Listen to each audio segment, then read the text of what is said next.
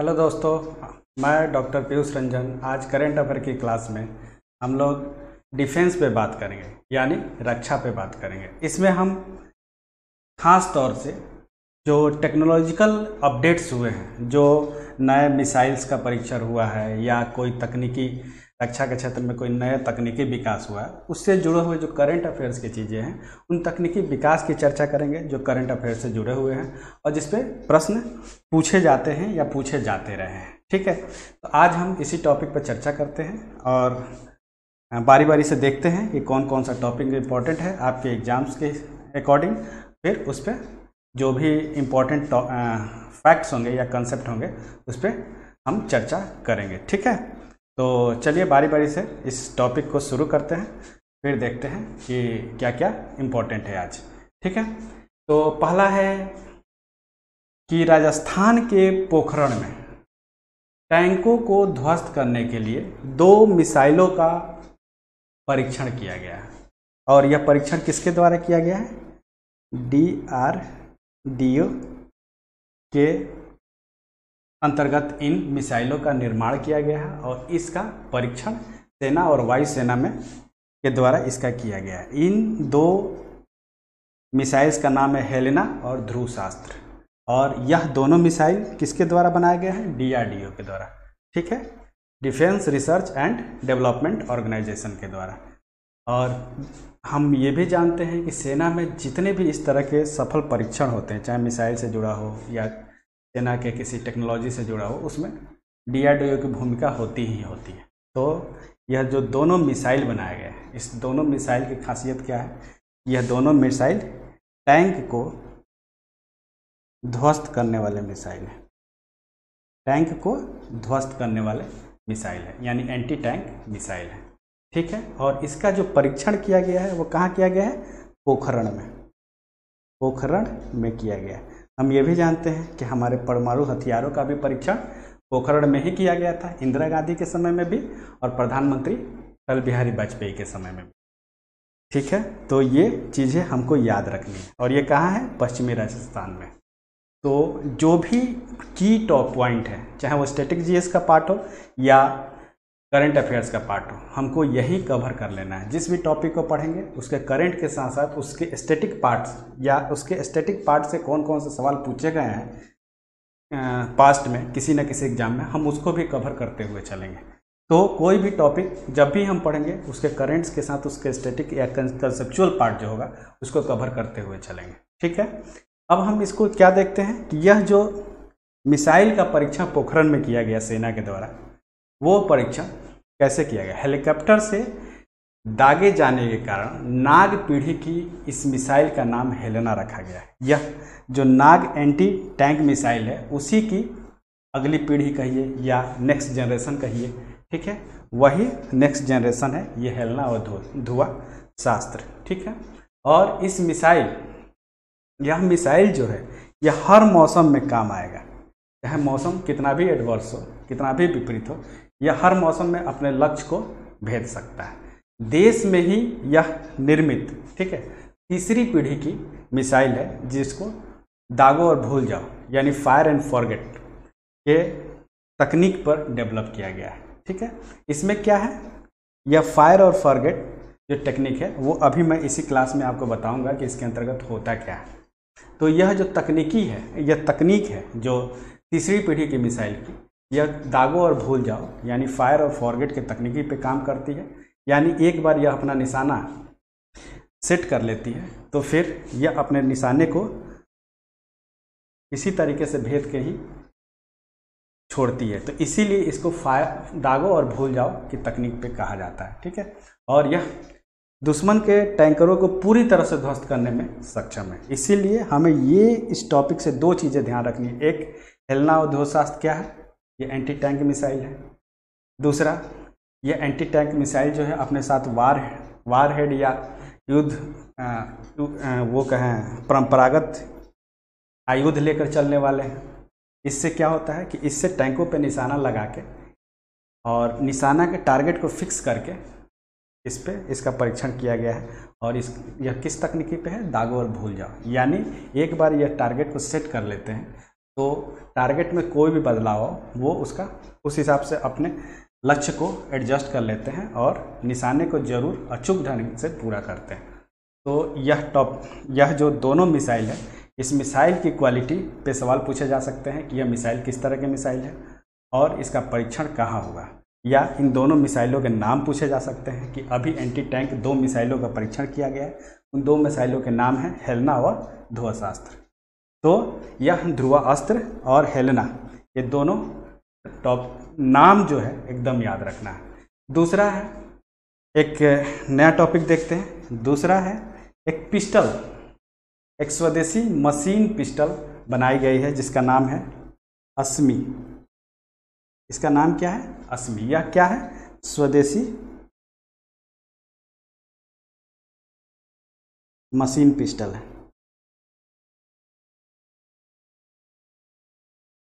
स्वदेशी machine pistol, इसको भी किसने बनाया है? DRDO ने इसको बनाया है, भारतीय सेना के साथ मिलकर संयुक्त एक ज्वाइंट टेक्नोलॉजिकल समझौते के तहत इसको बनाया गया है। इसकी खासियत क्या है? यह भारत की पहली ऐसी स्वदेशी 9mm मशीन है या पिस्टल है। पहली स्वदेशी 9mm की पिस्टल है, ये हमें याद रखना। अस्मी नाम की यह जो पिस्टल है वह 100 मीटर की दूरी तक फायर कर सकती है। 100 मीटर तक के लक्ष्य को भेद सकती है। हमें यही चीज़ याद रखना है कि ये अस्मी क्या है? यह स्वदेशी पिस्टल है और इसको किसने बनाया है? DRDO के द्वारा बनाया गया है। इसको लॉन्च किया गया था जनवरी इसी साल, जनवरी 21 में इसको लॉन्च किया गया। इसका जो फायर करने की जो क्षमता है, जो डिस्टेंस है, जो रेंज है टारगेट का, वो 100 मीटर तक है और यह 9mm की है। ये चीज़ें हमें याद रखना है। इस पर जो प्रश्न बन सकते हैं वो सीधे सीधे बन सकते हैं, अस्मी क्या है। तो कई बार हम कंफ्यूज हो जाते हैं कि मिसाइल है या टैंक रोधी मिसाइल है या कोई और चीज़ है। तो हमें याद रखना है यह पिस्टल है और वो भी स्वदेशी निर्मित पिस्टल है। दूसरा जो टॉपिक है वो यह है कि भारत और इजराइल ने एक वो मीडियम रेंज का सरफेस टू एयर मिसाइल का परीक्षण किया है। क्या? Medium range surface to surface MRSAM, medium range surface to air missile. देखिए इसके नाम में ही इसकी क्वालिटी छिपी हुई है। M से medium range surface air missile, यानी भारत और इजराइल ने संयुक्त रूप से जनवरी 2021 में एक medium range surface to air missile रक्षा प्रणाली का भारत में सफलतापूर्वक परीक्षण किया है। कब किया है? जनवरी 2021 में, जनवरी 2021 में। इसकी खासियत क्या है? यह मीडियम रेंज की सरफेस टू एयर अटैक करने वाली मिसाइल है। और किसके किसके बीच हुआ है ये? भारत और इजराइल के बीच। इस पे यही सवाल पूछा जा सकता है सीधे कि जो MRSAM जो मिसाइल है वो किन दो देशों के संयुक्त समझौते के तहत परीक्षण किया गया मिसाइल है। तो यह भारत और इजराइल के बीच का है, ठीक है। और यह किस तरह का है? मीडियम रेंज का है। यह जो मिसाइल है यह हवाई मिसाइल रक्षा प्रणाली है जो लगभग 50 से 70 किलोमीटर की दूरी से दुश्मन के विमानों को नष्ट कर सकती है। कितना? 50 से 70 किलोमीटर दूरी से दुश्मन के विमानों को नष्ट कर सकती है और यह विभिन्न प्रकार के हवाई प्लेटफॉर्मों को अंतिम सुरक्षा प्रदान कर सकती है। यानी क्या है? ये अपने हवाई ताकतों को भी सुरक्षा प्रदान करती है और दुश्मन के हवाई ताकतों को नुकसान भी पहुंचा सकती है। और यह किसके किसके बीच समझौते से बनाया गया परीक्षण है? यह भारत और इजराइल। अब भारत की तरफ से कौन होगा? DRDO, यानी जो भी रक्षा से जुड़ा हुआ तकनीक है उस रक्षा से जुड़े हुए तकनीक का जो डेवलपमेंट होता है भारत में, जो विकास होता है, वो DRDO के द्वारा ही किया जाता है। तो हमें ये दोनों बातें याद रखनी है कि MRSAM क्या है और इसका मुख्य जो एम है वो क्या क्या है। ठीक है, अब अगला है जो टॉपिक है वो टॉपिक है एक स्वदेशी युद्धपोत बना है जिसका नाम है हिमगिरी। हिमगिरी स्वदेशी देशी युद्धपोत है, इसका नाम है हिमगिरी। और यह किस तरह का युद्धपोत है? यह स्टील्थ तकनीकी का इस युद्धपोत, स्टील्थ तकनीकी पर आधारित युद्धपोत है। अब स्टील्थ तकनीकी क्या है यह जान लें। यह ऐसी तकनीकी है कि यह कई बार रडार के रेंज में नहीं आ पाती है, यानी रडार पे कई बार इसको रीड नहीं किया जा सकता है। ठीक है, ये इस तरह की तकनीकी पे आधारित बनाई जाती है, यानी जो भी रडार से रेंज निकलती है जो इसको कैलकुलेट कर सकती है, इसके आधार पे वह वायुयान को या किसी चीज़ को आकलन करती है या पहचानती है, उसी से यह बचने की एक तकनीकी है स्टील्थ तकनीकी। ठीक है, और इसी पे यह आधारित युद्धपोत है जिसका नाम है हिमगिरी। और यह युद्धपोत जो है कहाँ पे इसका उद्घाटन किया गया? यह कलकत्ता के garden rich ship builders and engineers में इसका किया गया है। कलकत्ता में जो युद्धपोत बनाने का जगह है का नाम है garden rich ship builders and engineers. यहीं पे इस पोत को समुद्र में उतारा गया, यानी यहीं से इसका शुभारंभ किया गया है। ठीक है, हिमगिरी युद्धपोत जो है यह सरकार के द्वारा या सेना के द्वारा चलाए जा रहे प्रोजेक्ट 17A का एक हिस्सा है। ठीक है, इसमें कई सारे युद्धपोत बनाने की बात थी, उसी में से एक युद्धपोत है हिमगिरी। यह स्वदेशी युद्धपोत है और कहाँ बनाया गया है? कलकत्ता के garden rich ship builders and engineers company में बनाया गया है, यहीं पे यह शिप बनाया गया। ठीक है, तो हमें यह दो बातें जरूर याद रखनी है। यह किस तरह का पोत है? यह स्वदेशी युद्धपोत है और यह नौसेना के लिए बनाया गया है। यह उन्नत स्टील्थ तकनीकी का है। स्टील्थ तकनीकी से क्या मतलब है कि यह दुश्मन के रडार के में आए बिना इजीली अपना काम कर सकता है। ठीक है, और इसी के अंतर्गत इसको बनाया गया है। यह पहला इस प्रोजेक्ट 17A का पहला युद्धपोत है। इसके बाद 2 युद्धपोत और आने हैं जो 2024 में और दूसरा 2025 में आएगा। तो पहला 2021 में आ गया, दूसरा और तीसरा 2024 और 25 में आएंगे। ठीक है, तो हमको यही याद रखना है कि यह किस तरह का पोत है, हिमगिरी क्या है और यह स्वदेशी युद्धपोत है। तो अगला जो टॉपिक है हम उस पर चर्चा करते हैं कि अगला टॉपिक क्या है। अब इस पे हम लोग समझ गए कि यह किस तरह का युद्धपोत है, इसको हम समझ गए। इसी पे जो सवाल पूछे जाएंगे वो सीधे सीधे इसी पे पूछे जाएंगे। अगला जो टॉपिक है वो है कि आकाश का जो मिसाइल है उसका एक न्यू जनरेशन आया है। वो न्यू जनरेशन जो है वो भी इसको भी किसने डेवलप किया गया है? किसने किया है? आकाश NG करके आता है। NG का मतलब न्यू जनरेशन है। इसको किसने डेवलप किया है? हमको पता है DRDO ही सेना के सारे तकनीकी को या युद्धपोतों को या मिसाइल्स को डेवलप करता है। तो यह रक्षा अनुसंधान और विकास संगठन यानी DRDO के द्वारा 25 जनवरी 2021 को कहाँ पे इसका परीक्षण किया गया है? यह इसका परीक्षण उड़ीसा के तट पे किया गया है। उड़ीसा में इसका बालासोर जो है वहीं पे इसका परीक्षण हुआ है, उड़ीसा में किया गया है। ठीक है, आकाश के न्यू जनरेशन मिसाइल का परीक्षण यहीं पे किया गया। आकाश NG जो है या आकाश न्यू जनरेशन जो मिसाइल है वो एक नई पीढ़ी की सतह से हवा में मार करने वाली मिसाइल है। कैसे तरह की मिसाइल है? सतह से हवा यानी सरफेस टू एयर, सतह से सरफेस टू एयर मार करने वाली मिसाइल है जिसका प्रयोग भारतीय वायुसेना द्वारा किया जाएगा, ठीक है, या एयरफोर्स के द्वारा इसका प्रयोग किया जाएगा। और इसकी खासियत क्या है, अगर, ठीक है, खतरा जो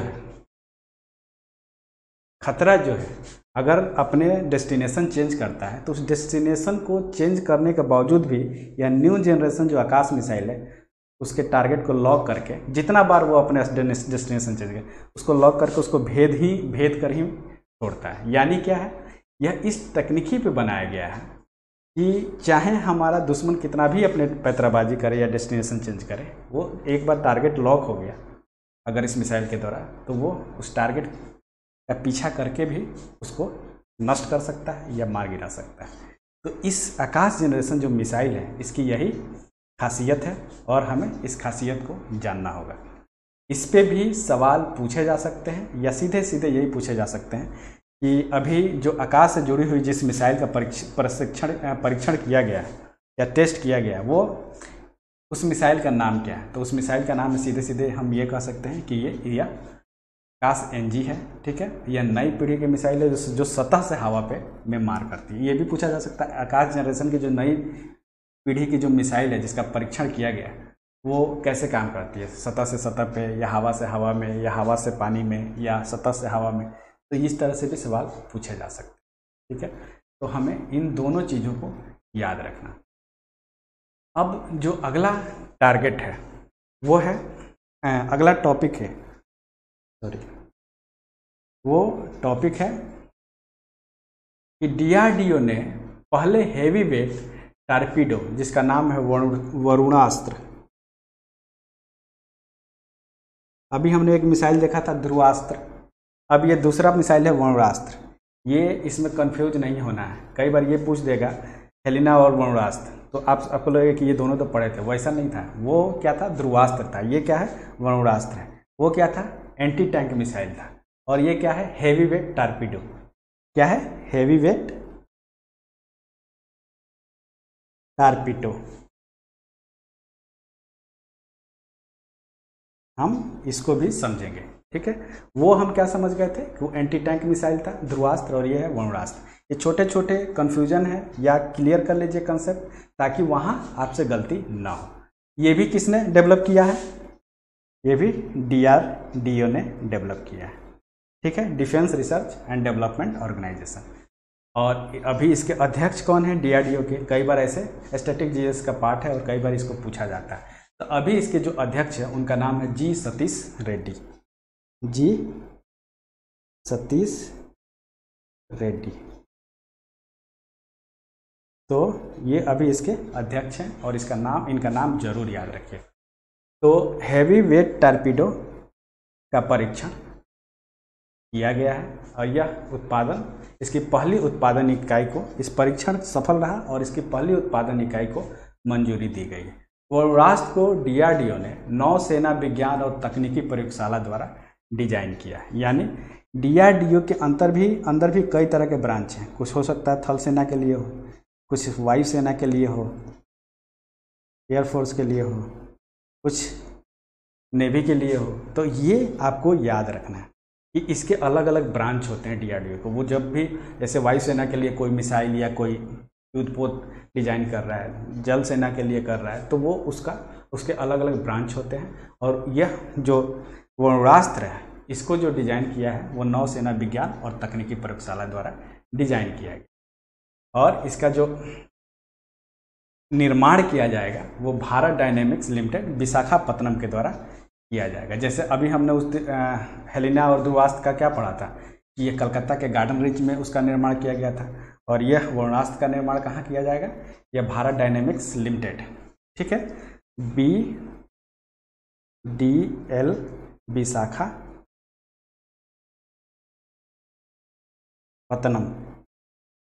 में इसका निर्माण किया जाएगा। तो हमको ये जरूर याद रखना है कि ये गलती ना हो। अब ये क्या है, ये हेवी वेट टारपीडो से क्या मतलब है, यह ऐसा आयुध है या युद्धास्त्र है या युद्ध करने का तकनीकी है, ठीक है, जो पानी के अंदर से भी इसको प्रक्षेपित किया जा सकता है, लॉन्च किया जा सकता है, और पानी के ऊपर से भी। और यह पनडुब्बी, दुश्मन के पनडुब्बी को मार गिराने में सक्षम है। यानी पानी के अंदर के जो दुश्मन के पनडुब्बी है या सबमरीन है उसको मार गिराने के लिए इस तरह के टॉर्पीडो का प्रयोग किया जाता है। यह क्या है, पानी के अंदर से भी इसको लॉन्च किया जा सकता है, टारगेट लॉन्च किया जा सकता है, यानी दुश्मन के पनडुब्बी को मार गिराने के लिए, उनके जहाज़ों को मार गिराने के लिए, और पानी के ऊपर से भी इसको पानी के अंदर दुश्मन देश के पनडुब्बी को मार गिराने के लिए टारगेट किया जा सकता है या लॉन्च किया जा सकता है। ठीक है, तो यह हम जान गए कि हैवी वेट टॉर्पीडो होता क्या। यह उन जहाज़ों से लॉन्च किया जा सकता है जो, एक बार फिर से सुन लीजिए, यह उन जहाज़ों से भी लॉन्च किया जा सकता है जो गहरे या उथले पानी में किसी भी सबमरीन पर ऊपर या नीचे दोनों ओर से हमला किया जा सकता है। यानी पानी के अंदर भी सबमरीन हो या ऊपर हो, दोनों तरफ से हमला किया जा सकता है। और पानी के ऊपर से भी इसको लॉन्च किया जा सकता है और पानी के नीचे, या बेसिकली पनडुब्बी को या जल के नीचे जो दुश्मन देश की जो भी यूनिट हो युद्ध से जुड़ी हुई उसको मार गिरा सकता है। ठीक है, यह लगभग क्या है, यह क्यों चर्चा में है, लगभग 95% स्वदेशी है। लगभग 95% स्वदेशी है, मतलब देसी तकनीकों के द्वारा, जो भी तकनीकी देश में डेवलप की है गई है उसी के द्वारा इसको बनाया गया है। और इस टॉर्पीडो का स्पीड क्या है, इस टॉर्पीडो का स्पीड है 74 या 74 किलोमीटर पर आवर। यानी यह काफ़ी तेज़ी से पानी के अंदर भी गति करती है। और सबसे खास बात है, यह जो टॉर्पीडो है लगभग 250 kg तक आयुध या वारहेड, आयुध या वारहेड अपने साथ ले जाकर अटैक कर सकते। तो इसीलिए ये जो वरुणास्त्र है इसको याद रखना है। यह बेसिकली हैवी वेट टॉर्पीडो है और इसकी खासियत क्या है, यह 74 किलोमीटर प्रति आवर के स्पीड से गति करके दुश्मन के पनडुब्बी को मार के गिरा सकती है। और यह अपने साथ जो आयुध है या वारहेड वो 250 kg तक वारहेड कैरी कर सकती है। ठीक है, और यह पानी के ऊपर से भी या पानी के नीचे से भी दुश्मन देश के सबमरीन को मार सकती है। यानी एंटी सबमरीन हैवीवेट टॉर्पीडो है। क्या है, एंटी सबमरीन हैवीवेट टॉर्पीडो है। ये चीज़ हमें ज़रूर याद रखना है। ठीक है, अब आते हैं अगला टॉपिक। एक अगला टॉपिक है जिसका नाम है रुद्रम। ये रुद्रम है क्या, ये जान लेते हैं। सीधे सीधे ये इस पे सीधे सवाल पूछा जा सकता है कि रुद्रम है क्या। अभी जो ये पूछा जा सकता है कि रक्षा क्षेत्र में एक सफल परीक्षण किया गया है, या ये पूछा जा सकता है कि रक्षा क्षेत्र में एक मिसाइल का सफल परीक्षण किया गया है। किस तरह का मिसाइल है, तो यह विकिरण रोधी मिसाइल है। क्या है, विकिरण रोधी मिसाइल है। किस तरह का मिसाइल है, विकिरण रोधी मिसाइल है, यानी एंटी रेडिएशन मिसाइल है। क्या है, एंटी रेडिएशन मिसाइल है। यह कहाँ से इसका परीक्षण किया गया है, यह उड़ीसा के बालासोर से। कहाँ से, बालासोर से इसका परीक्षण किया गया है। यह एंटी रेडिएशन मिसाइल है। यह जो है, यह रुद्रम का पहला एडिशन है, यानी रुद्रम फर्स्ट है। रुद्रम फर्स्ट का परीक्षण भारतीय वायुसेना के विमान सुखोई 30 MKI, इसका परीक्षण किसके द्वारा किया गया है, भारतीय सेना के विमान सुखोई 30 MKI के द्वारा इसका परीक्षण किया गया, जो कि किसी भी ऊंचाई से इसको दाग सकती है। DRDO द्वारा विकसित यह हवा से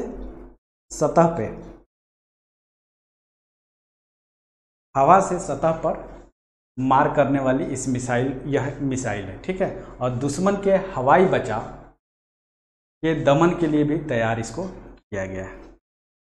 यानी अगर दुश्मन देश की कोई मिसाइल या कोई युद्धास्त्र अगर हवा से भी अटैक करती है तो उसको भी ये मार गिराएगा। भारतीय वायुसेना के लिए विकसित इस मिसाइल का रेंज जो है अलग अलग परिस्थितियों के लिए अलग अलग है, यानी उसको बदला जा सकता है। इसे 500 मीटर से लेकर 15 किलोमीटर की ऊंचाई तक ले जाके लॉन्च किया जा सकता है। यानी ये कोई ज़रूरी नहीं है कि यह बहुत नीचे से इसको लॉन्च करना ज़रूरी है, इसको 15 किलोमीटर ऊपर से भी ले जाके लॉन्च किया जा सकता है। यानी यह 500 मीटर से लेके 15 किलोमीटर, 500 मीटर से 15 किलोमीटर की ऊंचाई या हाइट पे ले जाके भी इसको लॉन्च किया जा सकता है और इसके थ्रू अटैक किया जा सकता है। यह लगभग 100 किलोमीटर से लेकर 150 किलोमीटर की सीमा के अंदर, कितना 100 किलोमीटर से 150 किलोमीटर की सीमा के अंदर दुश्मन के जो लक्ष्य है उसको विकिरण उत्सर्जक के द्वारा यानी रेडिएशन के द्वारा मार सकती है। ठीक है, तो यह मिसाइल कैसी है, विकिरण रोधी है यानी एंटी रेडिएशन है।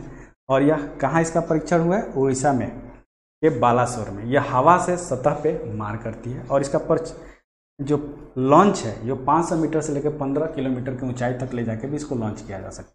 और इसका रेंज क्या है, यह 100 किलोमीटर से लेकर 150 किलोमीटर के बीच के लक्ष्य को विकिरण उत्सर्जक यानी रेडिएशन इमिशन के थ्रू मार सकती है। ठीक है, तो हमें यह याद रखना है कि रुद्रम क्या है। इस पे सवाल सीधे पूछे जा सकते हैं, शायद पूछे भी गए हैं, मुझे याद नहीं आ रहा एग्जैक्ट कि कहाँ पूछा गया है, लेकिन शायद पूछा गया है। तो ये आपको याद रखना है, भूलना नहीं है।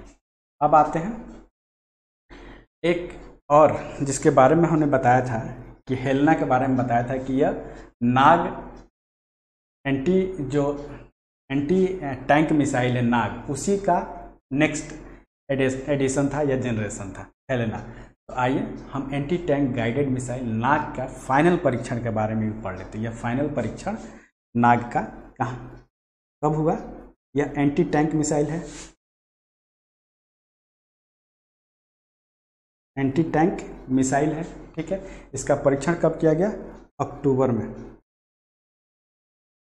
क्या परीक्षण अक्टूबर 2020 में किया गया और किसके द्वारा किया गया, क्योंकि इसको डेवलप कौन किया है, DRDO और सेना दोनों ने मिलकर इसका परीक्षण किया है। ठीक है, तो हमें यह जरूर याद रखना है कि इसका परीक्षण ये कहाँ पर परीक्षण किया गया, इसका परीक्षण पोखरण में किया गया। देखिए 2 जगह परीक्षण ज़्यादा किए जा रहे हैं, एक उड़ीसा के बालासोर में और दूसरा पोखरण में। हमने अभी तक 2 जगह देखे जहाँ इस तरह के परीक्षण किए जा रहे हैं। तो हमने यह नाग जो है एंटी टैंक मिसाइल है और इसका जो सबसे फाइनल जो स्वदेशी एंटी टैंक मिसाइल है और जो इसका उन्नत संस्करण है या जो डेवलप्ड एडिशंस है उसका परीक्षण कहाँ किया गया है, पोखरण में किया गया है। नाग मिसाइल का परीक्षण एक विशेष नाग कैरियर नामिका के द्वारा किया गया। इसके द्वारा, नामिका के द्वारा। ये क्या है, नामिका क्या है, नामिका जो है विशेष नाग कैरियर है। इसी के माध्यम से इस एंटी टैंक मिसाइल का परीक्षण किया गया। यह मिसाइल जो है इंफ्रारेड सिस्टम से युक्त है। किससे, इंफ्रारेड सिस्टम से युक्त है।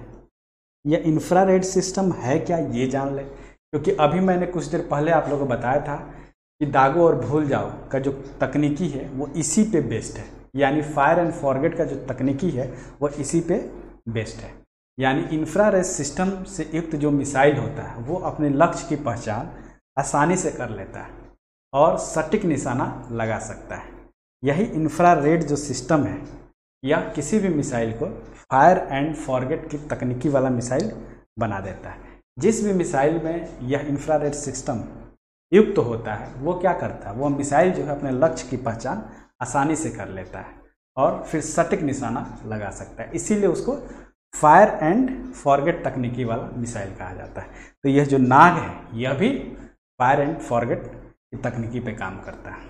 ठीक है, भारत का जो रक्षा अनुसंधान है या विकास संगठन है, ठीक है, के द्वारा विकसित इस मिसाइल के अलग अलग मौसम में कई परीक्षण किए गए हैं और उसी के अंतर्गत यह 22 अक्टूबर 2020 को भी इसके परीक्षण किए गए। ठीक है, नाग मिसाइल का उत्पादन जो है Bharat DL Bharat dynamics limited के द्वारा, ये अभी दूसरी बार ये नाम आ रहा है। वरुणास्त्र के बाद वरुणास्त्र का भी उत्पादन यही कर रहा था BDL, और इस नाग मिसाइल का उत्पादन भी सार्वजनिक उपक्रम की जो इकाई है भारत डायनेमिक्स लिमिटेड यानी BDL के द्वारा ही किया जाएगा। ठीक है, तो यह नाग का एंटी टैंक मिसाइल है और यह पोखरण में किया गया, और यह किस तकनीकी पे, इंफ्रारेड सिस्टम पे आधारित यह मिसाइल है। तो हमें इसको जरूर याद रखना है। अब जो अगला पॉइंट है वह है ब्रह्मोस मिसाइल का। ब्रह्मोस का नाम आप लोगों ने बहुत बार सुना होगा, अगर नहीं सुना होगा तो बता देता हूँ, लेकिन मुझे लगता है कि जो भी पिछले 1 साल या 6 महीने से तैयारी कर रहे हैं, अगर उन्होंने डिफेंस के किसी मिसाइल का नाम सुना होगा तो ब्रह्मोस का नाम जरूर सुना होगा। इस मिसाइल का जो भारतीय सेना ने 24 नवंबर 2020 को अंडमान निकोबार द्वीप समूह में इसका ब्रह्मोस मिसाइल का, जो एक सुपरसोनिक मिसाइल भी है, सुपरसोनिक मिसाइल भी है। अभी हम लोग जान लेंगे कि सुपरसोनिक मिसाइल होता क्या है या हाइपरसोनिक मिसाइल होता क्या है। हम यही इस कंसेप्ट को भी समझ लेंगे कि ब्रह्मोस मिसाइल एक सुपरसोनिक मिसाइल है, और इसका अभी नवंबर 2020 में इसका परीक्षण किया गया है। कहाँ? अंडमान निकोबार द्वीप समूह के पास। और यह जो परीक्षण किया गया है वह क्रूज मिसाइल से सतह से हमला करने वाले संस्करण का परीक्षण किया गया है। ठीक है, इसमें कई तरह के संस्करण है, वायुसेना का अलग संस्करण है, नौसेना का अलग संस्करण है ब्रह्मोस मिसाइल का। और ये एक चीज़ और जान लीजिए, ये ब्रह्मोस मिसाइल जो है वो भारत और रूस के बीच हुए समझौते, यानी दोनों के द्वारा मिलाए गए तकनीकी ज्ञान के माध्यम से इस मिसाइल का निर्माण किया गया है। और यह मिसाइल जो है इन दोनों देशों के बीच हुए समझौते के आधार पर इसका निर्माण किया गया। और यह थल सेना के लिए अलग इसका ये ब्रह्मोस मिसाइल बनाया गया है, वायुसेना के लिए अलग, और जल सेना के लिए यानी नेवी के लिए अलग मिसाइल तैयार किया गया है। यह ब्रह्मोस मिसाइल जो है यह सुपरसोनिक मिसाइल है, और यह सतह से हमला करने वाले संस्करण का यहाँ परीक्षण हुआ है। कब? नवंबर 2020 में। ब्रह्मोस से मिसाइल का पहले जो लक्ष्य था या रेंज था वो 298 किलोमीटर था, लेकिन इस बार जो ब्रह्मोस मिसाइल का परीक्षण किया गया है उसका रेंज जो है वो बढ़ा दिया गया, यानी वो उसका रेंज 400 किलोमीटर तक कर दिया गया। यानी यह अपने लक्ष्य को 400 किलोमीटर दूर लक्ष्य को भी बहुत आसानी से निश्चित समय के अंतर्गत नष्ट कर सकता है, और इसी का परीक्षण किया गया। और यह परीक्षण क्या रहा? सफल रहा है। यानी इस बार जो परीक्षण हुआ है नवंबर 2020 में ब्रह्मोस मिसाइल का, जो सतह से हमला करने के लिए यह परीक्षण किया गया था, इस परीक्षण में क्या किया गया? इसके रेंज को बढ़ाया गया, और इसके रेंज को जो बढ़ाया गया तकनीकी माध्यम से उसी का परीक्षण किया गया। पहले यह 298 तक के लक्ष्य किलोमीटर तक के लक्ष्य को भेद पा रहा था, अब क्या है, ये 400 किलोमीटर तक के लक्ष्य को निश्चित समय में भेदा है। यानी यह जो परीक्षण था वो पूरी तरह से सफल रहा है। तो हमें इसी कारण से यह अभी चर्चा में है।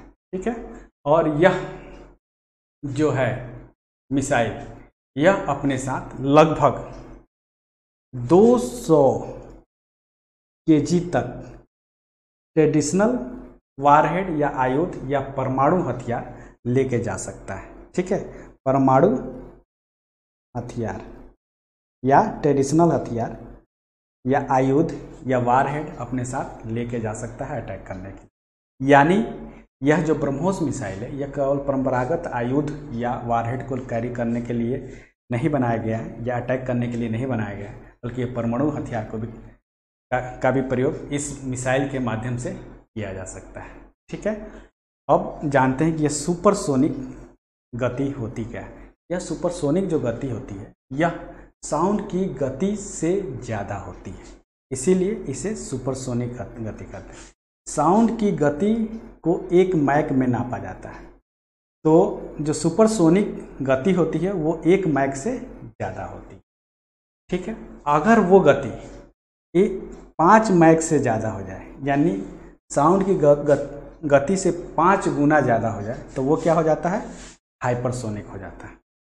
क्या हो जाता है, हाइपरसोनिक हो जाता है। अगर 5 मैक हो जाए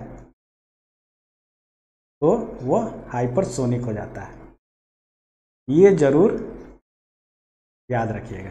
और जब 1 मैक से ज़्यादा हो तो सुपरसोनिक होता है, सुपरसोनिक गति कही जाती है। यानी 1 मैक जो होता है क्या है, साउंड की गति होती है, और ये साउंड की गति कितनी होती है, लगभग 768 माइल पर आवर होती है। और इससे ज़्यादा, इसी को 1 मैक कहा जाता है। और इस 1 मैक से ज़्यादा गति को सुपरसोनिक, और 5 मैक से ज़्यादा गति को हाइपरसोनिक गति कहा जाता है। तो ये ब्रह्मोस जो मिसाइल है ये सुपरसोनिक गति से, यानी आवाज़ की गति से भी तेज गति से यात्रा करती है या गति करती है। इसकी वेलोसिटी जो है सुपरसोनिक वेलोसिटी। तो यही चीज़, ये जो कुछ कंसेप्ट है इस नए अपडेट के साथ या करंट अफेयर्स के साथ, ये कंसेप्ट भी आपको याद रखना है, क्योंकि कई बार इसके कंसेप्ट पे ही सवाल सीधे सीधे पूछ लिए जाते हैं और इसी में बच्चा कंफ्यूज हो जाता है। तो ये हमें ज़रूर याद रखना है, इसको भूलना नहीं है, ठीक है। और हमें पता ही है, अभी मैंने चर्चा भी किया कि ब्रह्मोस मिसाइल को जमीन के अतिरिक्त पनडुब्बी, युद्धपोत या विमान से भी लॉन्च किया जा सकता है। यह मतलब यह हर तरह का वर्जन इसका है, ठीक है। और ये भी हम जानते हैं कि यह किसके, 2 देशों के बीच समझौते के उपरांत बना है, भारत और रूस के बीच, ठीक है। और जो अभी नौसेना के लिए जो परीक्षण किए गए थे वो सितंबर 2020 में किए गए थे, और यह अभी किया गया है नवंबर 2020 में, ठीक है। तो 1 महीना जब वायुसेना के लिए परीक्षण किया गया, उसके 1 महीना पहले ही नौसेना के लिए जो ब्रह्मोस मिसाइल था उसका परीक्षण किया गया था। तो हमें यह जरूर याद रखना है। ये करंट अफेयर्स के साथ साथ कुछ कंसेप्चुअल जो पार्ट हैं जो इसके साथ मैं बताता चल रहा हूँ, उसको आपको यहीं सीखते और यहीं याद करते हुए चलना है, ठीक है। अब है अगला पृथ्वी मिसाइल। जो पृथ्वी मिसाइल है, यह पृथ्वी मिसाइल का भी सफल परीक्षण हुआ है। और यह पृथ्वी मिसाइल 2 यानी दूसरा एडिशन है, यानी यह अपग्रेडेड एडिशन है मिसाइल का। पृथ्वी 2 का सफल परीक्षण हुआ। और यह हम जानते हैं कि मिसाइल किसके द्वारा बनाया गया होगा, ये एकदम दिमाग में बैठा लीजिए, ठीक है। यह रक्षा अनुसंधान और विकास संगठन, जिसको defence research and development organisation भी कहते हैं, DRDO भी कहते हैं, के द्वारा ही यह इंटीग्रेटेड गाइडेड मिसाइल प्रोग्राम के तहत यह विकसित किया गया है। और यह इसका विशेषता क्या है, यह सतह से सतह कई बार यही सवाल पूछे जाते हैं। अगर आप लोग प्रीवियस ईयर के बहुत सारे स्टेट स्पीसीज के क्वेश्चन लगा रहे होंगे तो आपको पता भी होगा। कई बार पूछ देता है कि पृथ्वी मिसाइल क्या है, कैसे, किस तरह का मिसाइल है, सतह से हवा में मार करने वाला, या हवा से सतह पे मार करने वाला, या पानी से सतह पे मार करने वाला, ये पूछा जाता है। तो यह सतह से सरफेस टू सरफेस मिसाइल है, सरफेस से सरफेस में मार करने वाला मिसाइल है पृथ्वी 2 मिसाइल। और इसका रात के समय में परीक्षण किया गया है, मतलब इस रात के टाइम में यह मिसाइल किस तरह वर्क करता है, कितना सफल रहता है, इसी का परीक्षण उड़ीसा में किया गया। उड़ीसा कहाँ, बालासोर में। देखिए 3 बार इस जगह का नाम आ गया, पोखरण का आया, फिर उड़ीसा के बालासोर का आया।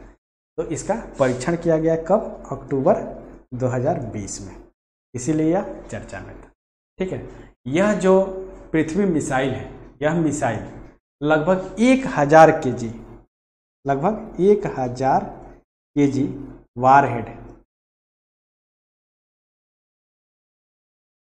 या युद्ध अस्त्रों को या आयुध को अपने साथ, या विस्फोटकों को अपने साथ लगभग कितना किलोमीटर तक, 350 किलोमीटर रेंज तक के दुश्मन को के लिए ले जा सकता है। यानी जो पृथ्वी 2 मिसाइल का जो रेंज है वो 350 किलोमीटर तक के की इसकी क्षमता है, ठीक है। यानी 350 किलोमीटर के रेंज में कोई भी दुश्मन देश की कोई भी एक्टिविटी हो तो उस पर अटैक यह कर सकता है, ठीक है। और यह कितना वारहेड या आयुध या विस्फोटक अपने साथ कैरी कर सकता है, यह लगभग 1000 किलोग्राम विस्फोटक अपने साथ कैरी कर सकता है। और वो भी परंपरागत विस्फोटक हो या न्यूक्लियर या नाभिकीय हो या परमाणविक हो, ठीक है, या दोनों तरह के विस्फोटक अपने साथ कैरी कर सकता है।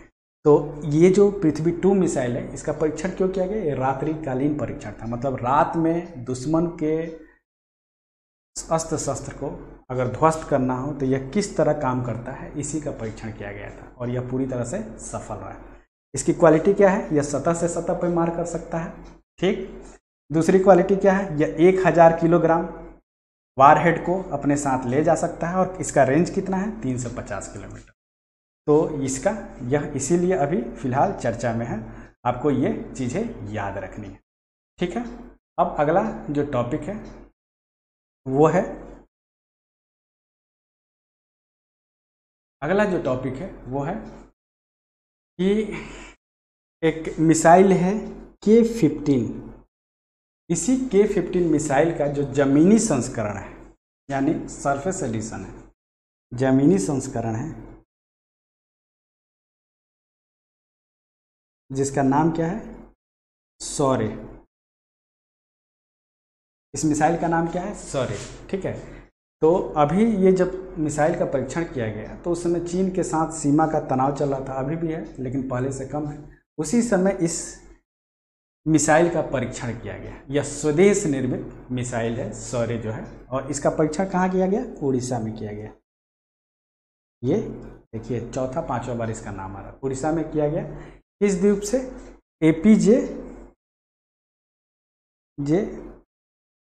अब्दुल कलाम द्वीप से, ठीक है। APJ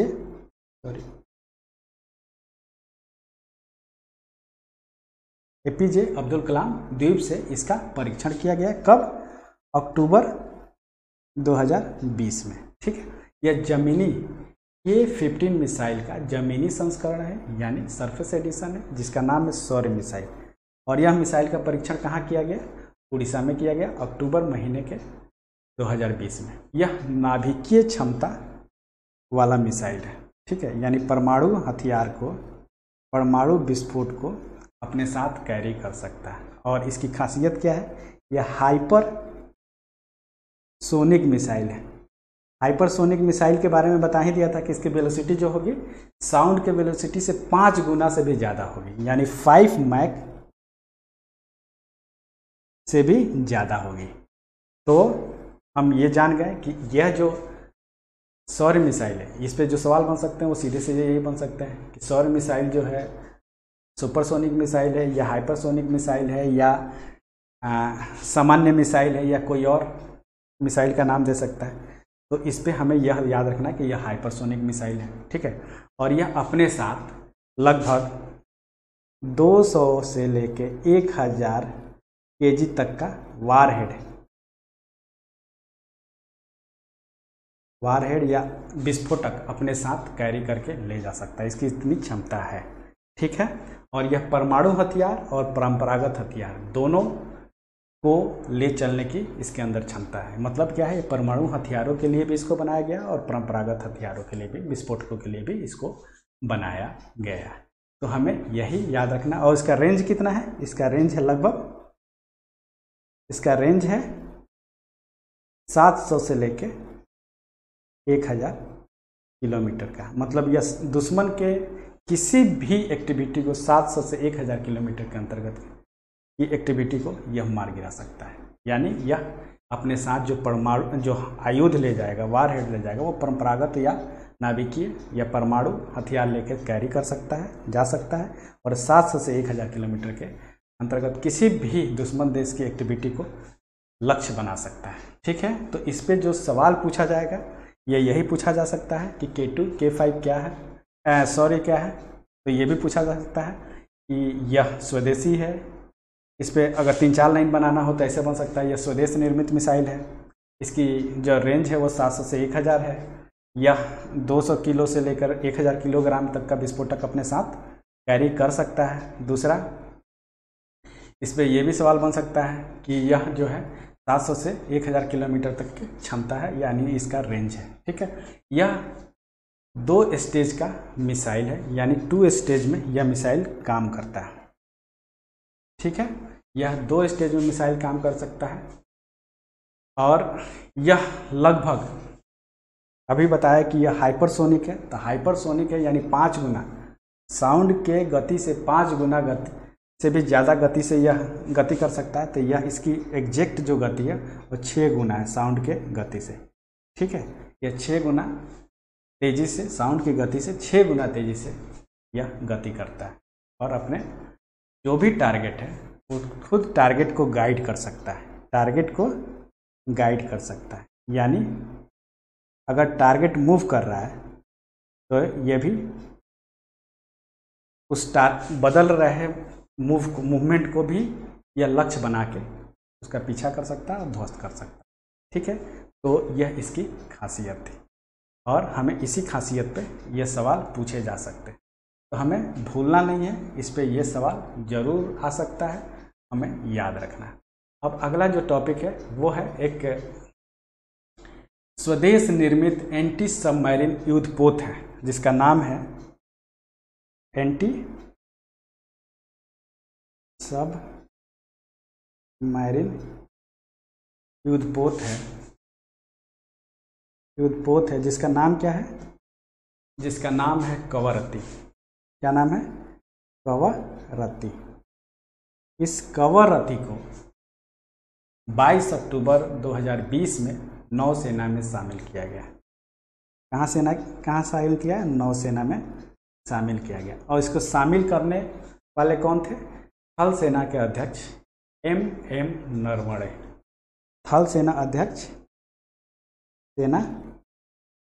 ये नाम भी याद रखिएगा, कई बार ऐसे पूछ देता है कि थल सेना का अध्यक्ष कौन है, ये मैच करा देता है थल सेना, वायुसेना, नौसेना कि ये इसके अध्यक्ष अलग अलग कौन है, उसमें मैच कर लीजिए। तो ये कौन है?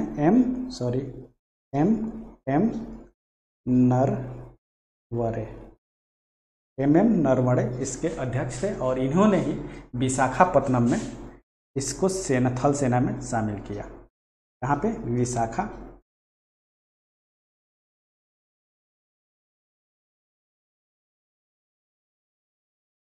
विशाखापत्तनम में थल सेना में इसको शामिल किया। ठीक है, तो हमें यह याद रखना है कि एंटी सबमरीन युद्धपोत है कवरत्ती। ठीक है, और यह कहाँ पे इसको शामिल किया गया? विशाखापत्तनम में थल सेना अध्यक्ष M.M. नरवणे के द्वारा इसको शामिल किया गया। और इसको बनाया कहाँ गया है?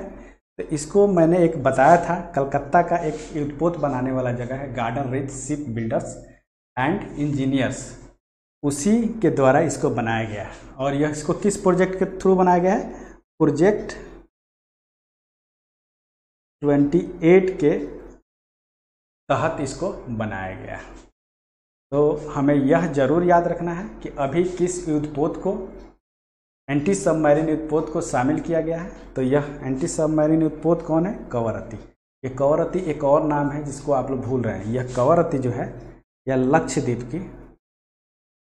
लक्षद्वीप की क्या है? राजधानी है। इसी राजधानी के नाम पर इस युद्धपोत का नाम कवरत्ती रखा गया। ठीक है, तो ये भी याद रखना है। और किस प्रोजेक्ट के तहत? प्रोजेक्ट 28 के तहत इसको बनाया गया है। और इसका जो 90% जो तकनीकी है, 90% जो तकनीक है वह स्वदेशी है। तो लगभग मान के चलिए कि स्वदेशी तकनीकी का है।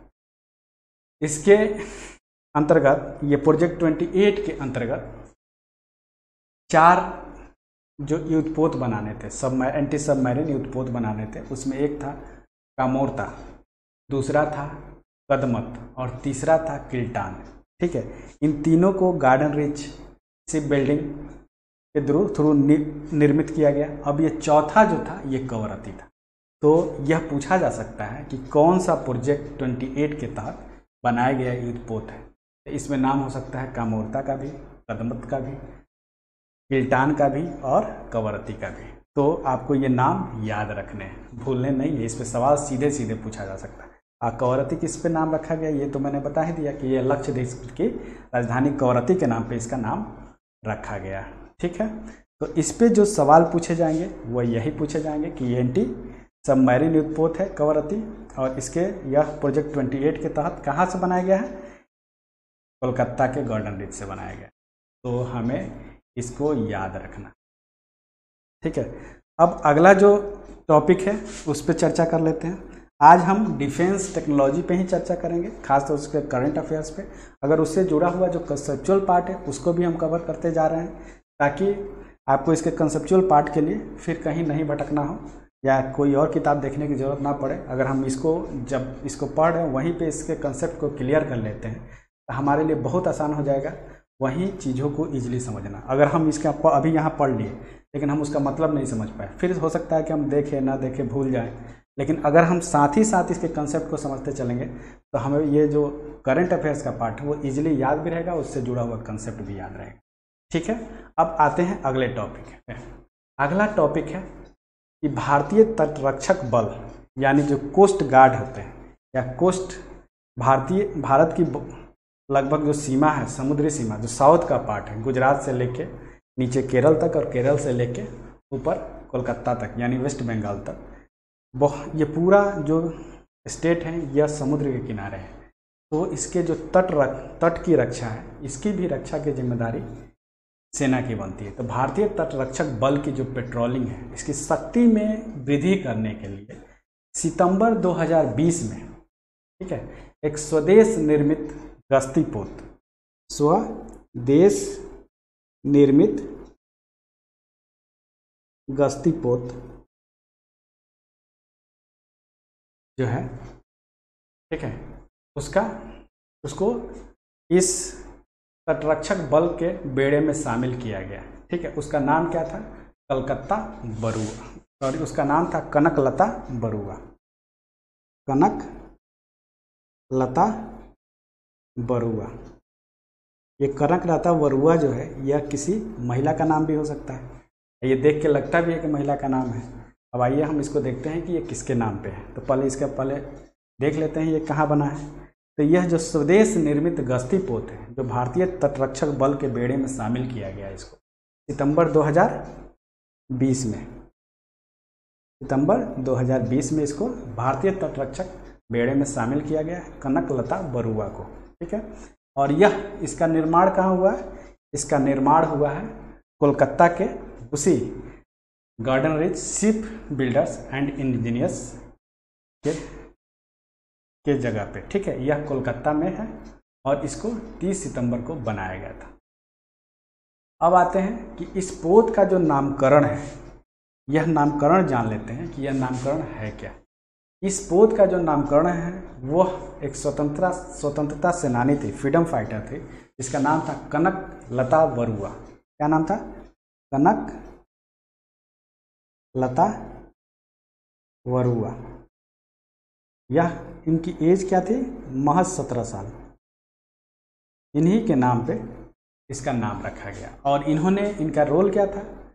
यह स्वतंत्रता सेनानी थी, फ्रीडम फाइटर थी, जिन्होंने 1942 में भारत छोड़ो आंदोलन के दौरान इनको गोली लग गई थी, यानी अंग्रेजों के द्वारा इनको गोली मार दी गई थी और यह शहीद हो गई थी। इन्हीं के नाम पर इस गश्ती पोत का नाम कनकलता बरुआ पोत रखा गया है। ठीक है, और यह कहाँ बनाया गया है? यह कलकत्ता के गार्डन रिच शिप बिल्डर्स में बनाया गया। यह फास्ट पेट्रोलिंग वेसल से, क्या है? फास्ट पेट्रोलिंग वेसल से, मतलब यह बहुत तेज गति का गश्ती पोत है, इसीलिए इसको फास्ट पेट्रोलिंग वेसल्स के कैटेगरी में रखा गया है। ठीक है, तो हम इसको इसी तरह जान पाते हैं कि ये इस पे जो सवाल बन सकते हैं वो यही बन सकता है, कनकलता बरुआ क्या है, सीधे सीधे। अब कनकलता बरुआ आपको कई बार लगेगा कि कोई हिस्ट्री का टॉपिक है या गलत पूछ दिया है, तो यह गलत नहीं पूछा है, बल्कि ये सही पूछा है। आपसे गलती हो सकती है, तो आपको यह चीज़ें याद रखनी। ये पूछा जा सकता है कहाँ शामिल किया गया है, नौसेना में, वायुसेना में, कहाँ। आपको गलती नहीं करना है। यह कहाँ शामिल किया गया है? ये शामिल किया गया भारतीय तटरक्षक बल के गश्ती दल में। ठीक है, इसका निर्माण कहाँ हुआ? कलकत्ता के गार्डन रिच। तो इस पे जो सीधे प्रश्न पूछे जाएंगे वो यही पूछे, यही इसके की फैक्ट हैं। और यह हिस्ट्री से जुड़ा हुआ है, तो हिस्ट्री में भी इसको पूछा जा सकता है, या हिस्ट्री के पार्ट के तौर पे भी पूछा जा सकता है। तो हमको दोनों तरीके से इसको याद रखना है। अब जो है एक तटरक्षक बल हेतु एक और अपतटीय या ऑफशोर पेट्रोल वेसल, OPV यानी ऑफशोर यानी अपतटीय, पेट्रोल यानी गश्ती, वेसल माने पोत।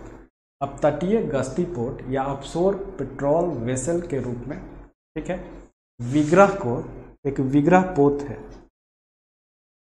विग्रह को, ठीक है, इसका उद्घाटन चेन्नई में किया गया। कहाँ किया गया? चेन्नई में। ये क्या है? ऑफशोर पेट्रोल वेसल है, यानी अपतटीय गश्ती पोत है। भारतीय तटरक्षक बल के लिए इस विग्रह पोत को, ठीक है, गश्ती पोत को का उद्घाटन चेन्नई में किया गया, मतलब जल में उतारा गया, समुद्र में उतारा गया पहली बार। इस पोत का निर्माण, इसकी खासियत जान लीजिए, इस विग्रह पोत का निर्माण किसी सरकारी कंपनी के द्वारा नहीं बल्कि एक प्राइवेट कंपनी के द्वारा किया गया। आइए, प्राइवेट कंपनी के माध्यम के द्वारा बनने वाला पहला ऐसा पोत है जो भारत में बना है, ठीक है। भारत में पहली बार किसी प्राइवेट सेक्टर के कंपनी जिसका नाम है Larsen and turbo, Larsen and turbo, ठीक है, लार्सन एंड टर्बो के द्वारा, जो एक प्राइवेट सेक्टर की कंपनी है, इसके द्वारा इसका निर्माण किया गया। यह क्या है? पेट्रोल वेसल्स, यह ऑफशोर पेट्रोल वेसल्स है, ठीक है। और यह, इसकी खासियत क्या है? पहली प्राइवेट सेक्टर के द्वारा बनाई गई यह पोत है, गश्ती पोत है, जिसका नाम है विग्रह। तो हमें यह जरूर याद रखना है, पहला ऐसा निजी कंपनी के द्वारा बनाया गया गश्ती पोत कौन है? तो यह है विग्रह। और इसको कब इसका उद्घाटन किया गया? अक्टूबर 2020 में किया गया। तो विग्रह क्या है? यह, इस पे सवाल सीधे पूछा जा सकता है। यह कौन सा ऐसा ऑफशोर पेट्रोल वेसल है या तटीय गश्ती पोत है जिसका निर्माण किसी प्राइवेट सेक्टर की कंपनी के द्वारा किया गया? या सीधे ये भी पूछा जा सकता है कि कौन सी प्राइवेट सेक्टर की कंपनी है? लार्सन एंड टुब्रो, ठीक है। ये हमें याद रखना है। इसी के तहत, ठीक है, ये लार्सन एंड टुब्रो कंपनी के तहत एक नहीं 6 युद्धपोतों को बनाने का कॉन्ट्रैक्ट था। इसमें कौन कौन से थे? एक था विक्रम, दूसरा था विजय, एक तो ये विग्रह है, दूसरा, पहला था विक्रम, दूसरा था विजय, फिर वीरा था, वराह था, वरद था, वीरा, वराह, वरद, यह सब अपतटीय गश्ती पोत है, ठीक है। और लास्ट में व्रज था। इसके अलावा एक विग्रह, यानी 6 गश्ती पोत का कॉन्ट्रैक्ट इस लार्सन एंड टुब्रो को मिला हुआ था और इसने जो है 6 का निर्माण कर दिया। यानी इससे पहले इसने इन 5 का निर्माण कर दिया था। ये लास्ट गश्ती पोत था जिसका निर्माण इसने अक्टूबर 2020 में करके इसका उद्घाटन कर, ठीक है। यह क्या है? ऑफशोर यानी तटीय गश्ती पोत थे। तो हमें यह जरूर याद रखना है। और यह जो डिफेंस से जुड़ा हुआ अपडेट है या करंट अफेयर्स का पार्ट है, इसको इसी तरह कंसेप्ट के साथ हमें चीज़ों को याद रखना है ताकि हम कहीं से भी किसी तरह की कोई गलती ना करें, ठीक है। तो आज की क्लास हम यही ख़त्म करते हैं। अगले क्लास में हम कुछ और नए अच्छे टॉपिक के साथ को लेके आपके पास आएंगे जो आपके एग्ज़ाम्स के अकॉर्डिंग बहुत ही इंपॉर्टेंट होंगे। हम उन्हीं सारे टॉपिक्स को कलेक्ट कर रहे हैं, तैयार कर रहे हैं जो आपके एग्ज़ाम्स के लिए बहुत इंपॉर्टेंट है। और इसको तैयार करने का जो बेस है, एक तो हम जितने भी प्रीवियस ईयर के एग्ज़ाम्स हो रहे हैं, जो इस साल हुए, जो लास्ट ईयर हुए, फिर जो PCS लेवल के जितने भी एग्ज़ाम हो रहे हैं अलग अलग स्टेट में या हुए हैं पिछले 2-3 सालों में, उसके स्टैंडर्ड को देखते हुए, किस तरह के प्रश्न पूछे जा रहे हैं उसको देखते हुए, झारखंड PCS में पुराने जिस तरह के प्रश्न पूछे गए हैं उसको देखते हुए हम इसको तैयार कर रहे हैं, ठीक है। तो आपको एकदम निश्चिंत रहना है, आपको बस तैयारी करते रहना है। आपको इस चीज़ पे फोकस नहीं करना है कि ये क्वेश्चन पूछे जाएंगे कि नहीं पूछे जाएंगे। हम लोग उस पर एक अच्छे टीम की तरह काम कर रहे हैं और हमारी पूरी कोशिश यही है कि आपके लगभग सारे करंट अफेयर्स के क्वेश्चन हमारे पढ़ाए गए टॉपिक से ही आए ताकि आपको फ़ायदा हो सके। अगर आपको यह वीडियो पसंद आ रहा है तो आप इसको लाइक करिए, सब्सक्राइब करिए और शेयर भी ज़रूर करिए। अगर इस टॉपिक से जुड़ा हुआ कोई प्रश्न है तो आप कमेंट सेक्शन में ज़रूर पूछिए। हम अगले क्लास में उस आपके प्रश्न को शामिल करते हुए अगली क्लास को आगे बढ़ाएंगे। ठीक है, आज की क्लास यहीं ख़त्म करते हैं। Thank you so much.